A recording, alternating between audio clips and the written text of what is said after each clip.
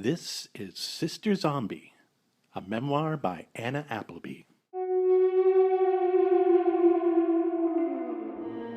This podcast is performed by Angie Morency, written and produced by Harold Brody. For all information about music and sounds, including links to composers and tracks, go to sisterzombiessounds.info.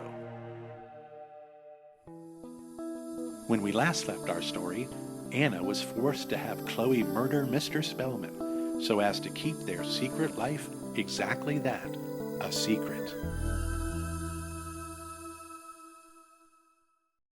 Chapter 37. The Locust Has No King. Sometimes consciousness is too much to bear, and I don't mean the art of staying awake, just the contemplation of too many things.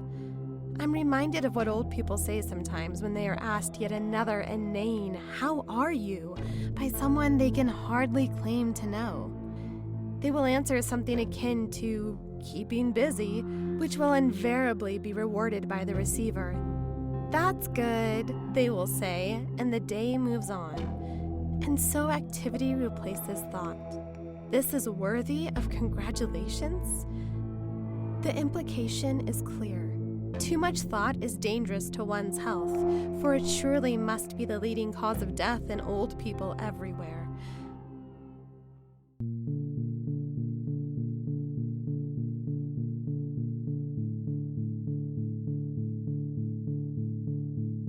Today I am old, and my age is 16 years. As I think upon my present mutilated bodily state, rendered to live in a capacity of thought and nothing but, relieved from the burden of what is busy, how is it not ironic that forced with little choice, I am nevertheless at peace with obligatory meditation? Whereas on that day in that basement with two compromised bodies at my feet, demanding my urgent devotion, I felt imprisoned by my own device, a victim of my own will, flagellating myself in ever-increasing accretion with every passing millisecond, knowing that whatever I had attempted in my search for inner peace had delivered unto me a horror infinity-fold worse than my previous life could ever have imagined.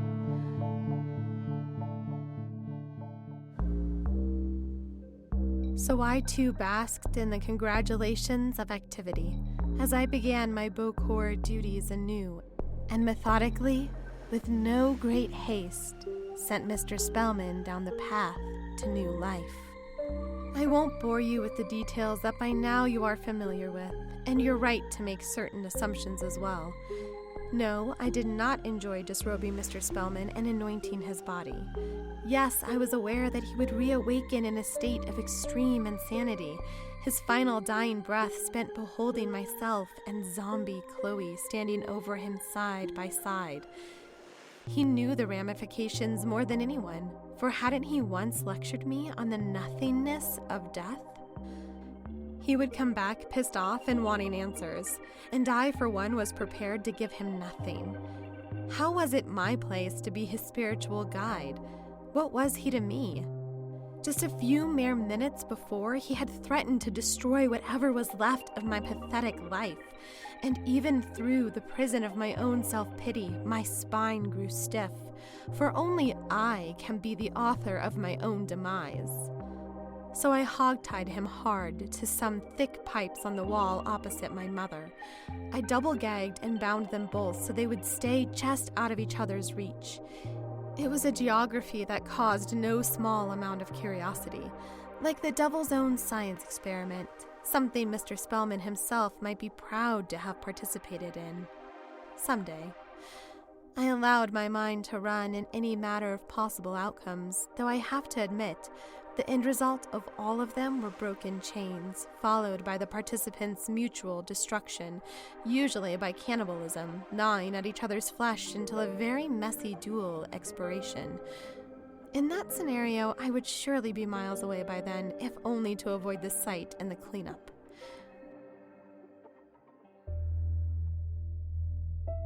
In the latter stages of the ritual, just as I was beginning the incantation, I noticed something that would make the experiment even that more dangerous and intoxicating, if only temporarily. My mantra stirred something in Doris so that her eyelids fluttered and squinted open. She was still groggy and lay motionless where she fell, but she was watching me. Of that I was sure. And curiously enough, I felt no pang of panic in her watching, from within or without. Conversely, the effect was almost like a parent watching her offspring give a public performance, like a recital or a Little League game. I was there to show off my prowess, and she was there to feel proud of me. As I uttered the final 2 blessed words, the words of my own invent, and Mr. Spellman snapped to life, it was like the final flourish of a Chopin ballade, the game-winning goal kicked from afar, the last pirouette before being caught in the arms. It was all of those things, but not, because it was mine.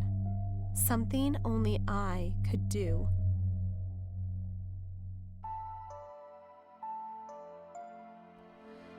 Mr. Spellman behaved much like my mother when he rebirthed. He toiled and chewed and railed against his chains in vain. He spied me with a thankful amount of disregard before turning his attention to Doris, who was watching him as well. Then they froze for a moment, and that's when the obviousness of the situation really took roost for me. We were a family again. Father, mother, errant child. Though one could quibble with who begot whom, this was mere technicality. The fact was, in that moment, we formed the essential family triumvirate upon which foundations could be laid. It wasn't long before Mr. Spellman and my mother were lunging against their restraints toward each other in the grunting hysterics of longing. They seemed to possess some understanding of the other, as if their shared pain was subliminally apparent. A bond, to be sure, perhaps the only thought they knew. Then again, it was now possible to surmise how their relationship might progress, should they be free to explore it. Now that I saw the pain of their separation, I feared a fate worse than cannibalism. It might devolve into something so much more degenerate. It might become old person zombie sex. I had to get out of there fast, and I did, locking the door securely, putting them out of my mind entirely, which was not hard to do as I walked back to the front of the house and entered. Inside was empty and quiet. I sat in the living room, alone.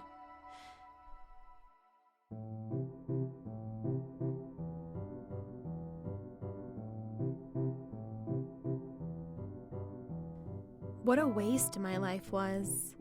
How many low points could I experience? Forced just a few weeks ago into a new home, I had to stand by and watch my pre-zombie, hated, loved self, other, go from nobody to queen of everything, and steal away Adonis to boot. So what did I do? I murdered her. Okay.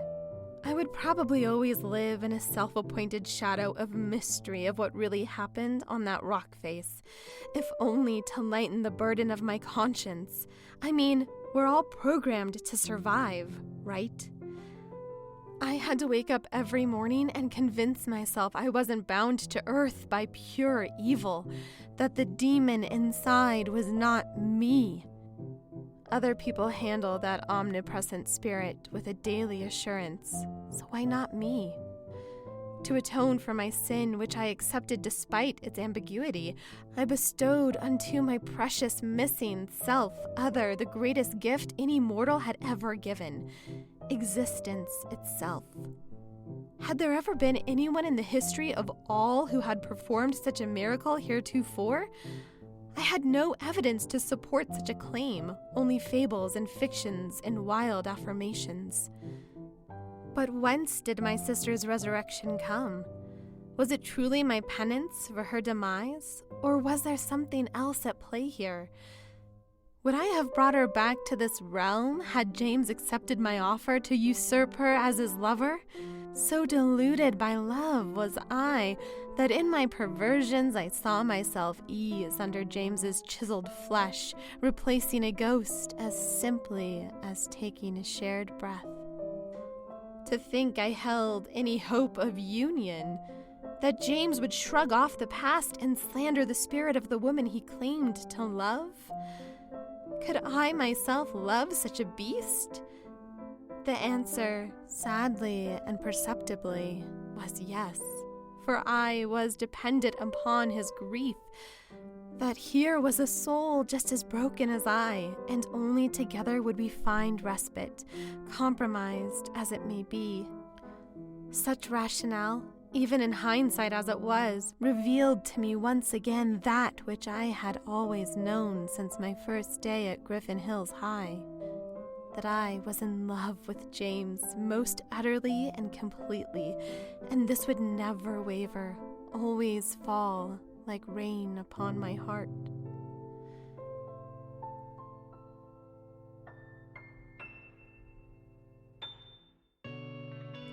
Which made my current predicament that much more astounding.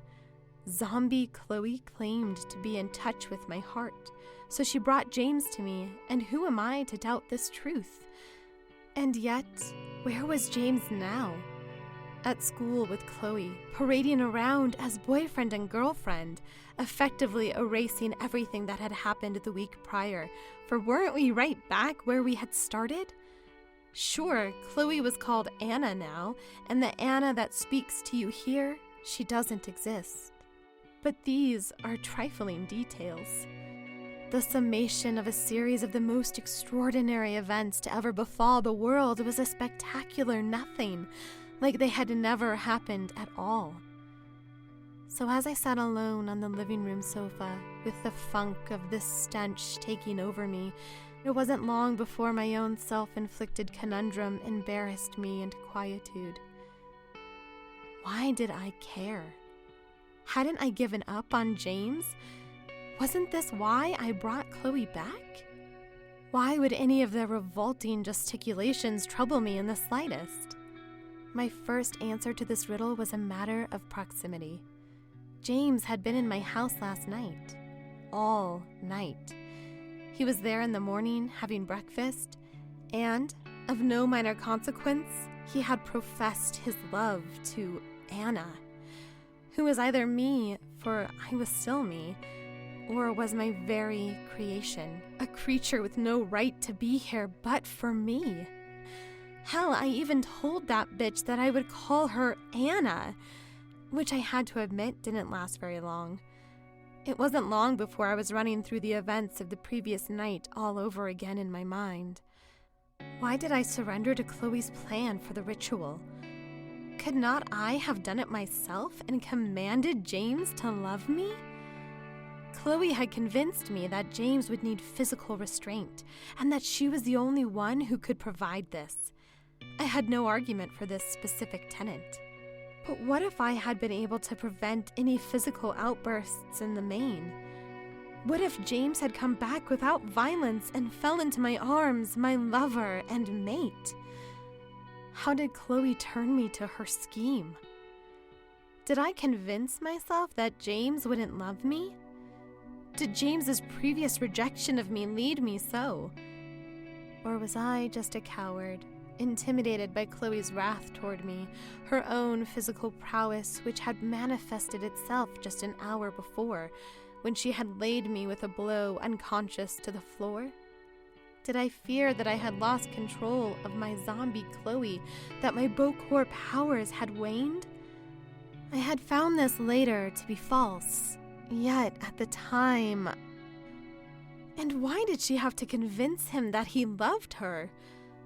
Couldn't he have just come back the same as when he left? His mourning for Chloe fading, his anger at Anna diminished, just James, Appleby unburdened.